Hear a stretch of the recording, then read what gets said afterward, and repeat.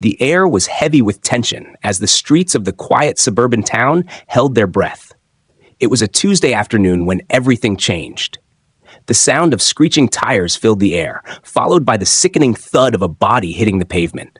Witnesses later described the scene as one of pure horror. A young girl, no more than 16, walking home from school, was struck with brutal force by a car that appeared out of nowhere. It wasn't just an accident. It was deliberate. The driver of the car, a man in his late 20s with a disturbingly calm demeanor, did not stop. Instead, he swerved around the body, continuing his path as if nothing had happened.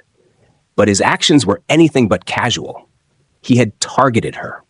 His twisted reasoning, as it would later come to light, was that he wanted to turn her to spaghetti. The phrase, almost comically grotesque in its absurdity, became a chilling echo on every news outlet, capturing the bizarre and terrifying mindset of the man behind the wheel.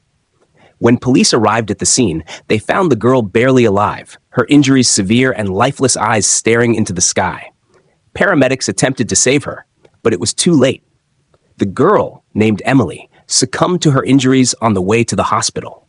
In that fleeting moment, she became a symbol of something much darker: the randomness of violence, the fragility of life, and the inexplicable cruelty that lurked in the mind of a man who had no reason, only madness. The police immediately began searching for the driver, who had sped off into the night. It wasn't long before the man, now identified as Jason Claymore, was tracked down and arrested. He was a man with no criminal history, no clear motive, and no remorse. His expression was vacant when he was brought into custody, and when questioned about the incident, he responded with chilling indifference, repeating only one phrase: "I wanted to turn her to spaghetti." His eyes seemed void of emotion, as if the horrific act he'd just committed had no meaning at all. The media frenzy that followed was instantaneous. News outlets flooded the airwaves with reports on the Joker Killer, a nickname that stuck to him like glue. In interviews, they explored his backstory, trying to make sense of the man who would commit such a monstrous crime. Jason had lived a quiet, uneventful life, no history of violence or known issues. Yet, something about that moment, that fatal decision to run over Emily, resonated with people in a strange, unsettling way. He wasn't a man who fit the typical profile of a killer. No rage, no history of abuse.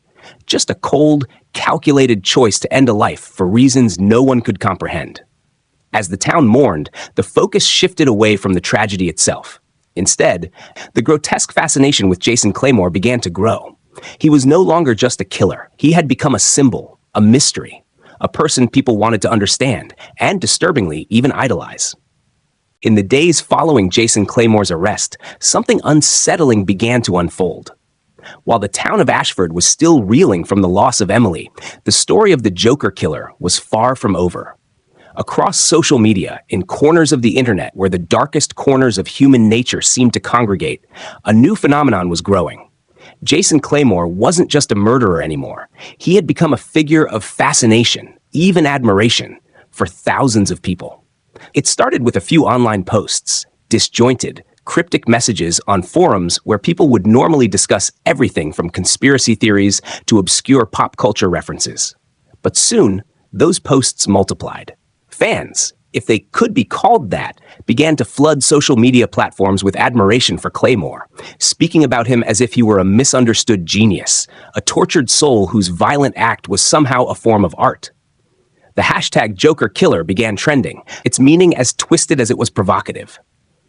In these digital spaces, the murder had morphed into something more, a performance, a spectacle.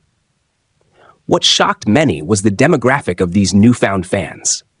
They weren't just loners or outsiders. They spanned ages and backgrounds, from teenagers with dark tattoos to professionals with clean-cut images, all of them drawn to the mystery surrounding the man behind the wheel. They plastered his face across their profiles, often turning the images into stylized, almost idolized portraits. He was no longer the cold, emotionless man who killed Emily. To them, he was a symbol of rebellion, of chaos, of defying societal norms. It was as if they had created an alternate reality where Jason's actions could be justified or even romanticized.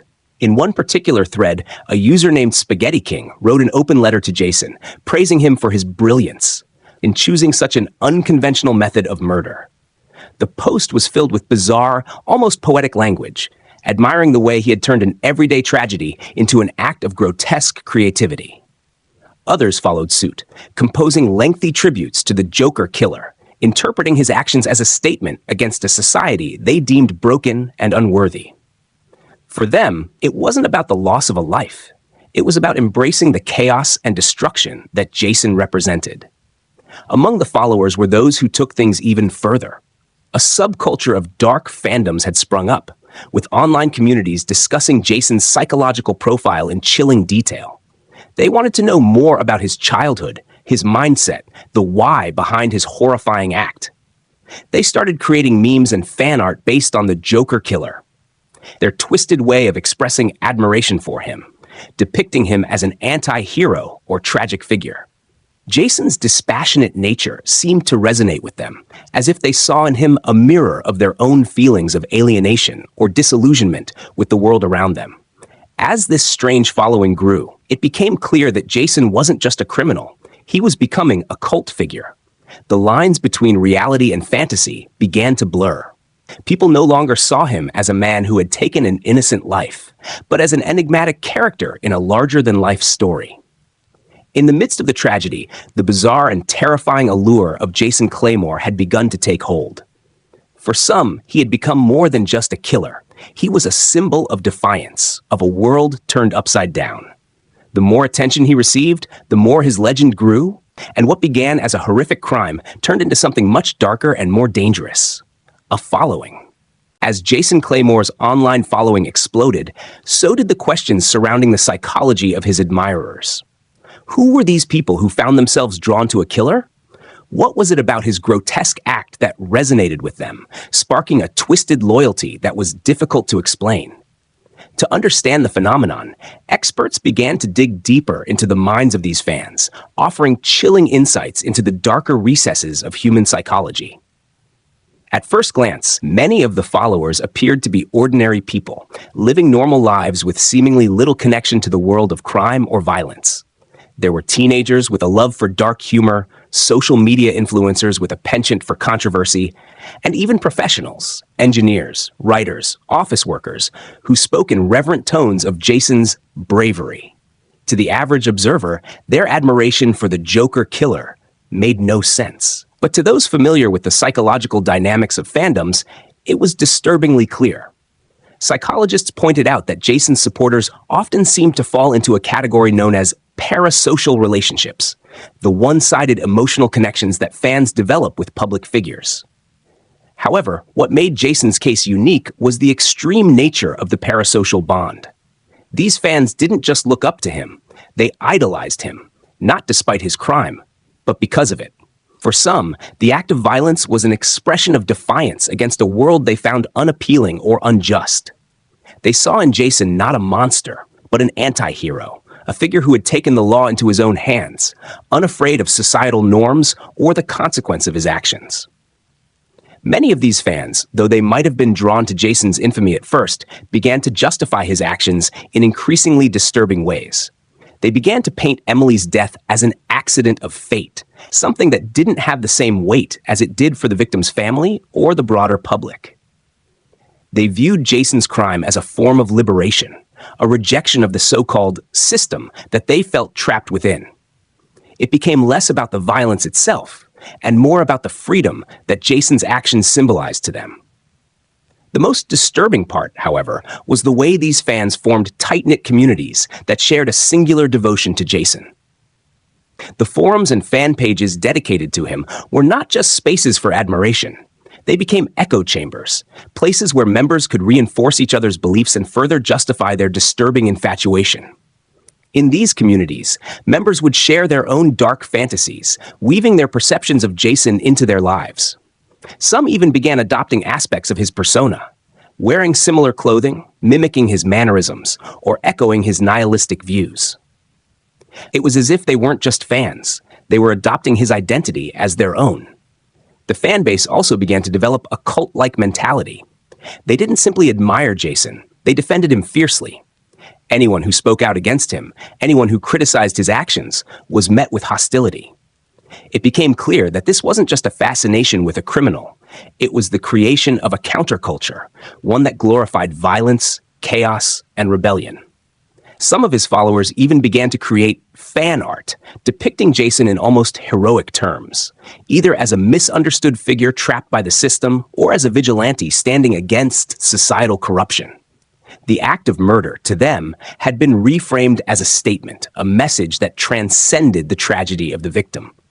Through interviews and studies, psychologists began to understand that for many of these fans, the allure of Jason Claymore was not about the individual act of violence, but about the power it symbolized. Jason was a figure who had taken control over his own fate, no matter the cost. He embodied a primal, unfiltered rejection of a world that many of his followers felt disconnected from. And for these fans, his crime was not an abomination. It was a twisted form of liberation, one they wanted to be a part of. The Joker killer had become a symbol, a twisted icon for those looking for something or someone to believe in. The growing cult of Jason Claymore was a stark contrast to the grief and sorrow felt by Emily's family. For her parents, grieving the loss of their daughter was a personal, private journey, but it became impossible to avoid the overwhelming public reaction to the crime. While Jason was being lauded by thousands of strangers, they were left to navigate the painful reality that their daughter's life had been reduced to a symbol in the eyes of many. Her death, nothing more than a footnote in a dark internet story. Emily's parents, Claire and David, had been a quiet couple, living simple lives in the small town of Ashford.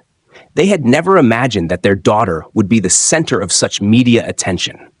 But when they began to see the way Jason's followers glorified his actions, a fire of indignation was lit within them. They couldn't simply sit by and allow their daughter's memory to be consumed by those who had no understanding of the true impact of her death. It was then that they made the difficult decision to speak out.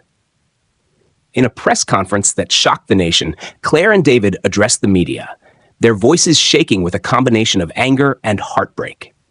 They spoke directly to Jason's supporters, pleading with them to see the humanity in their daughter, to understand that Emily wasn't just a victim in a cruel and twisted narrative, but a young girl with a bright future, taken away too soon. She was a daughter, a sister, a friend, Claire said, her voice cracking. She was loved by so many, and she had so much left to give this world. You cannot take that away from her. You cannot reduce her to just a headline. David, his face hardened with grief, focused his attention on Jason. You think what you did was an act of bravery, but it wasn't. It was cowardice. It was senseless and cruel. You stole our daughter's life, and no amount of fame or followers will change that. For the first time, the public was forced to confront the human cost of Jason's actions.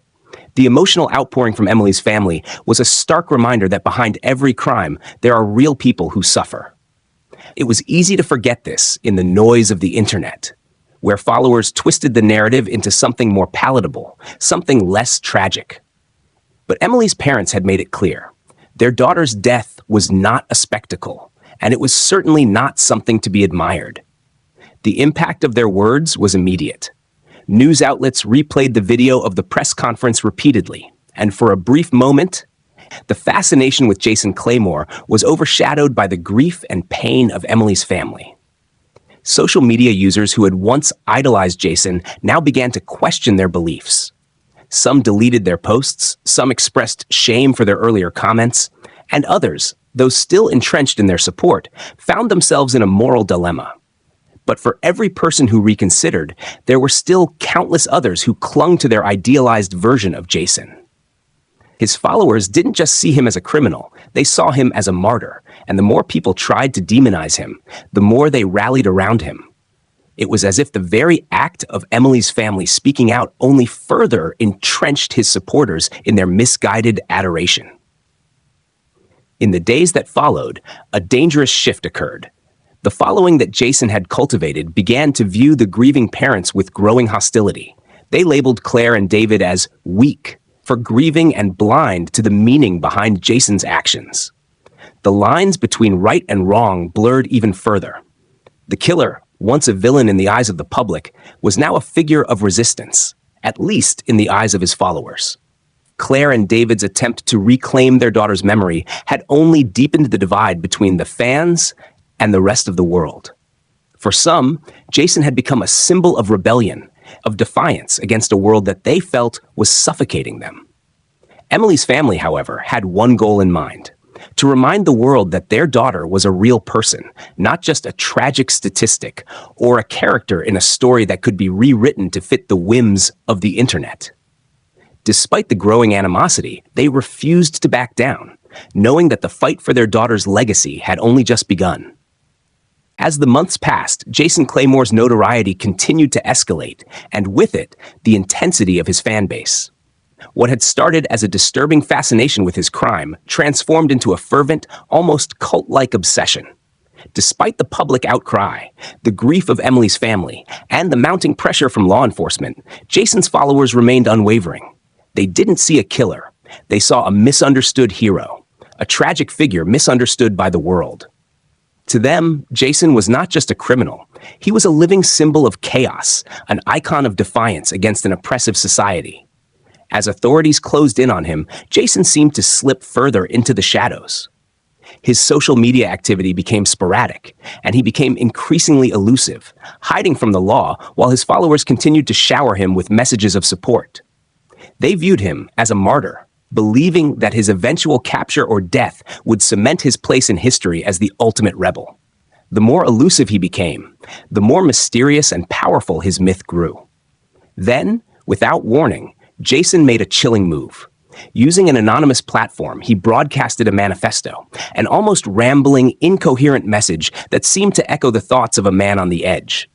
It was a declaration, not just of his innocence, but of his ultimate plan, a final act that would solidify his legacy. In the message, Jason claimed that the only way to truly turn the world to spaghetti to accomplish his chaotic vision was to stage one last spectacle. He alluded to something bigger than anyone could anticipate, something that would force the world to acknowledge him, not as a killer, but as a force of nature. The authorities scrambled to make sense of his words, trying to piece together the cryptic clues he had left behind. But as they closed in on his location, Jason disappeared completely, his digital footprints vanishing as if he had never existed. His disappearance became a puzzle, with the media and the public obsessively following every lead, every scrap of information that might indicate his whereabouts. And yet, Jason had prepared for this. His final message was not a cry for help. It was an invitation for his followers to carry out his vision in his absence. Among his followers, the fervor grew to a boiling point. They believed that if they could somehow execute Jason's final plan, something they referred to as the spaghetti revolution, they could bring his chaotic vision to life. It wasn't just about the violence anymore. It was about the chaos that Jason had preached, about upending everything society had built. Some followers even began to plan acts of their own, each hoping to claim a piece of Jason's legacy. The police were left scrambling, trying to prevent any further tragedies from unfolding, but the followers had gone underground, hiding in plain sight, their loyalty to Jason now reaching dangerous levels. In the midst of this growing madness, a chilling video surfaced. Jason had returned. His face was partially obscured, but the message was clear. He had been orchestrating things from the shadows all along. In a final cryptic broadcast, Jason stated that his legacy was now unstoppable, that no one could undo what had already begun. He claimed that his death or capture would only elevate his mission. It was a terrifying admission that his influence was no longer contained to the internet or his supporters. It was out there in the real world, ready to explode. As law enforcement prepared for an all-out manhunt, Jason's fans grew more emboldened, ready to carry out his plan to its bitter end. The question now wasn't whether Jason would be caught, but whether the madness he had ignited could ever truly be extinguished. His final twist was more than just a move of a criminal. It was the beginning of a movement, one fueled by chaos, violence, and a belief that Jason Claymore was more than a killer. He was an idea that no matter how hard they tried, no one could silence.